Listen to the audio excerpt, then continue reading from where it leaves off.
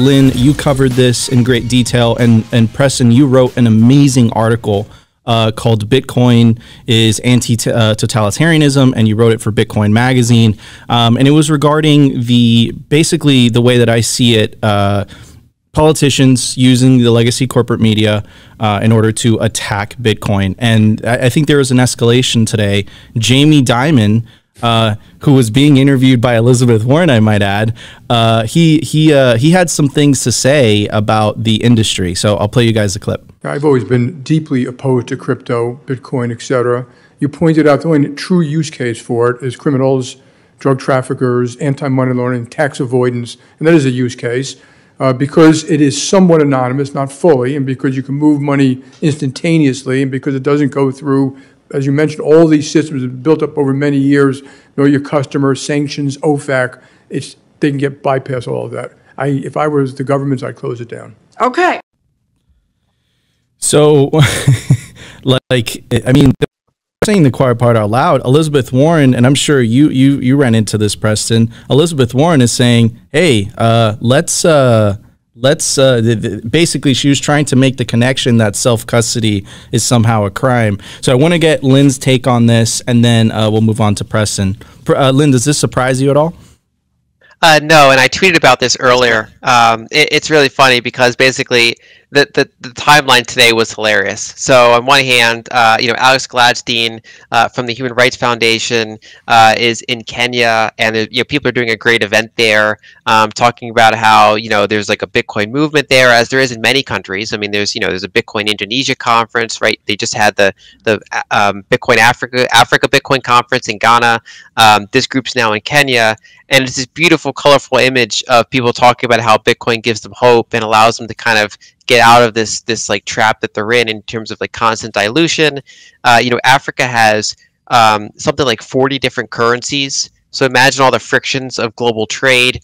If you're trying to earn money and save money, you're just constantly getting diluted in many cases. A lot of those countries can just freeze your bank account with no rule of law. That kind of thing happens all the time. And this is like a very proactive movement. And then on the other hand, you have Jamie Dimon coming in there, and he's sitting there talking about how this is like just money laundering, and like the God forbid that people can just move money instantly and semi-anonymously.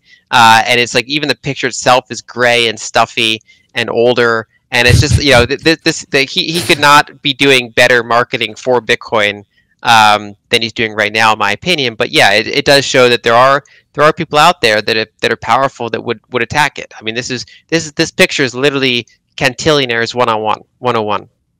100%. Cantillionaire is trying to retain that privilege of being able to create money for free that everyone else has to work for, control the money flows. Preston, your article was so powerful. I wanted to read, one of the last passages of it, and I want to get your thoughts on it.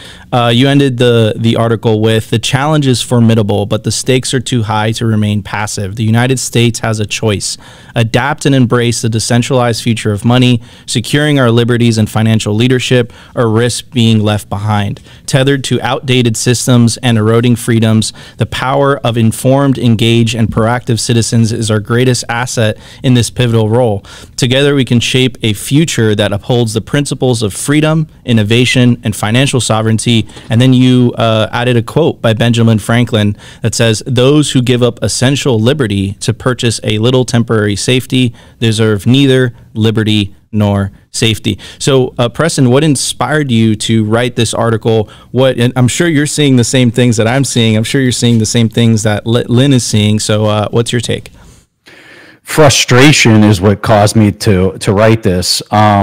I would say I have a sunk cost bias here in the U.S. because of my military service, and I have loved ones. I have family that live in the United States, and I really don't want to have to vote with my feet and go somewhere else. So I'm trying to do everything I can to make sure that it's successful here in the United States, because like I also wrote in that article, Bitcoin is going to be successful whether the United States figures it out, whether whatever country in Europe figures it. It does not matter whether your country figures it out or not. Bitcoin will be successful.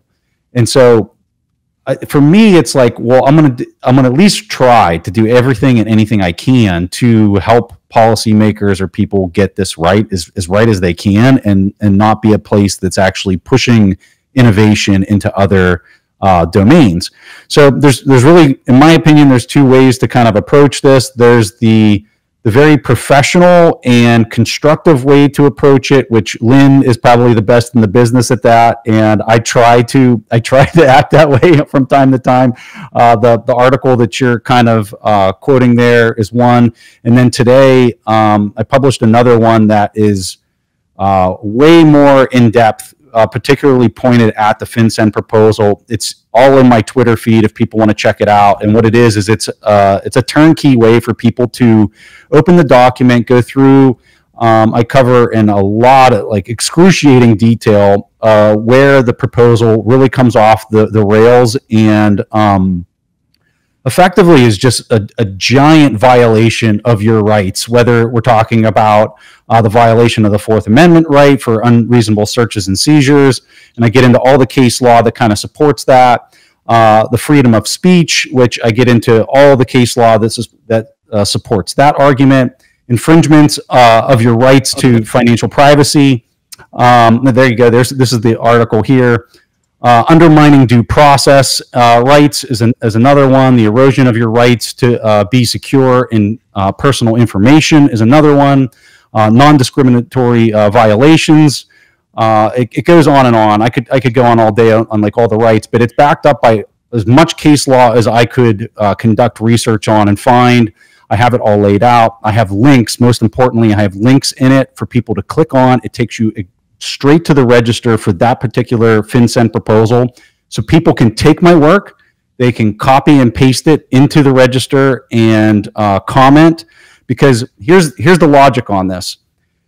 People look at this and say, well, this is a losing battle. They're going to pass this anyway. And they're correct. They are going to pass this, and they're going to have massive breaches of your rights. But on the other side, after they pass it, the people that actually will bring the balance back are the businesses that have to battle all of this in a court system. And if those lawyers have a document that's in the register before it was passed that points out all the violations in nitty-gritty detail, that lawyer is going to have a lot easier time saying, look at this spot right here posted 2 months before this was approved that says you were violating all of these rights, and here's all the substantive case law that supports those arguments, and it's going to help those lawyers on the other side to get a lot of this overturned, or to at least assist in that process. So whether it's going to be helpful or not, that's yet to be seen. I tried my hardest, along with Lyn and many others from the Ego Death team that helped edit this with me, and I'm really excited about it. I highly encourage people to look at it. And one other thing on this, feel free to take my comments and pump it into ChatGPT and spin the language into whatever you want it to represent your voice.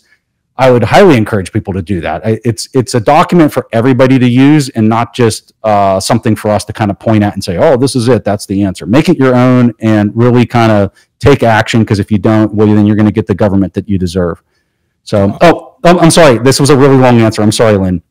The other thing that I wanted to say, so there's two ways to go about this. There's the constructive way, and then there's the meme way, which I guess Lyn is also really good at that as well. So if you go to my Twitter, I don't know if you guys can pull this up quickly, but if you go to my Twitter and you pull up the media tab on my Twitter, you'll see that I have a picture of Jamie Dimon crying. And I think that this is also an important way to, really kind of, fight back. So here's Jamie Dimon on the Hill today. Scroll down just a little bit. There you go. Here's Jamie Dimon. He's on the Hill today, and he's just crying about how this isn't fair, and if he was the government, he would block this, and he would shut it down. Well, you know what, Jamie, go to China and ask them how they shut it down, because they've already shut it down 3 times, and maybe you can take a play out of their playbook. And I think it's important for people to fight back for the corruption that a company like JP Morgan that paid, I don't know what it was, $80 million for the Epstein stuff to not come out. This is the guy that's on the Hill testifying about how corrupt crypto and Bitcoin is. And you know, he's the best marketing person, like Lyn said. He's the best marketing person we could have, and here's a good picture, you know, catching him in action. Yeah, and your words are very powerful, Preston, because as a first generation American, my parents originated from Venezuela, and Venezuela went from one of the wealthiest countries in South America to, you know, one of the poorest. You can even call it a failed state. And it went down the collectivist path, to put it nicely. And that's something that, you know, a lot of people they take it for granted in the U.S. They really do. And, you know, the Fourth Amendment completely trashed, no unreasonable searches and seizures. Patriot Act got completely rid of that, you know, and if we don't stand our ground in terms of, you know, fighting for the First Amendment, you know, things could get bad, and people don't understand how bad things could get.